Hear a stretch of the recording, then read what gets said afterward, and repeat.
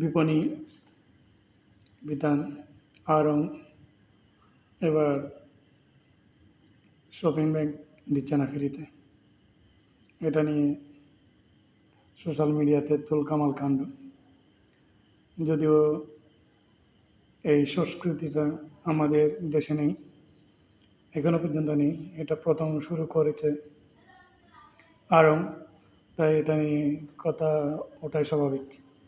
তবে আপনি যদি আমাদের মিষ্টির দোকানগুলো দেখেন, ওখানে প্যাকেটগুলা সহ মিষ্টিতে 1 কেজি হিসাবে ওজন করা হয়। আড়ং চাইলে পারত তার প্যাকেটের টাকাগুলা ওই পণ্যের মাধ্যমে নিয়ে নিতে। আড়ং এটা কেন শুরু করলো এটা আড়ংয়ে বলা জানে। এর দেখা দেখি এখন অন্যরা যদি এই সংস্কৃতিটা শুরু করে, তাহলে ক্রেতাদের একটা বিরাট সমস্যায়